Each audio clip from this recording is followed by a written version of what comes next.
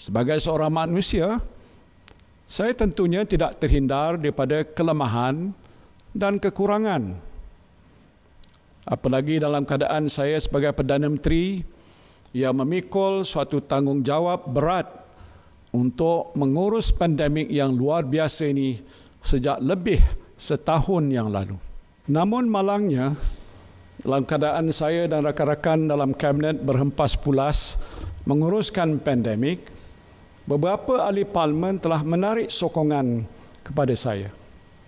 Ini menimbulkan keraguan tentang keabsahan saya sebagai Perdana Menteri dan kedudukan Kerajaan Perikatan Nasional sebagai kerajaan yang memerintah.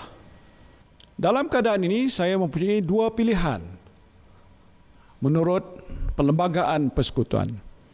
Saya boleh memohon perkenan ke bawah duli Yang Maha Mulia Seri Paduka Baginda Yang di-Pertuan Agong untuk membubarkan Parlimen dan mengadakan pilihan raya atau meletak jawatan. Pilihan saya yang paling mudah ialah meletak jawatan. Jika saya mengambil keputusan ini, maka selesailah urusan saya dan terserahlah kepada kebijaksanaan ke bawah duli Yang Maha Mulia Seri Paduka Baginda Yang di-Pertuan Agong untuk memilih Perdana Menteri yang baru.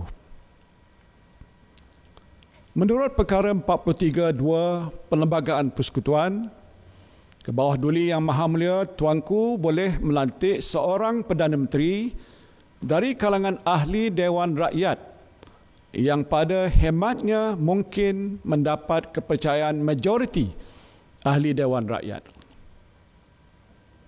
Saya patuh pada perlembagaan dan akan mengambil jalan yang terhormat untuk menyelesaikan kemelut politik yang sedang berlaku ini.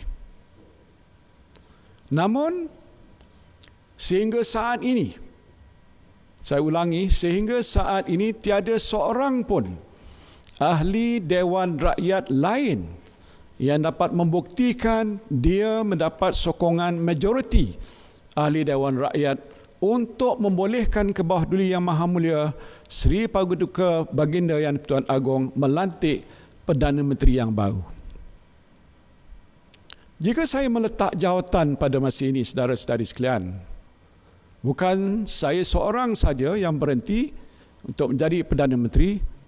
Menurut Perlembagaan Persekutuan, saya hendaklah meletak jawatan seluruh anggota Jemaah Menteri. Ini bermakna Kerajaan Perikatan Nasional yang mentadbir negara pada masa itu akan jatuh. Saya memikirkan dalam keadaan tiada seorang pun ahli Dewan Rakyat lain yang mendapat sokongan majoriti pada masa ini, Perdana Menteri yang baru tidak boleh dilantik menurut perlembagaan. Jadi apabila Perdana Menteri tidak boleh dilantik, maka kabinet pun tidak boleh dilantik dan kerajaan baru tidak dapat dibentuk.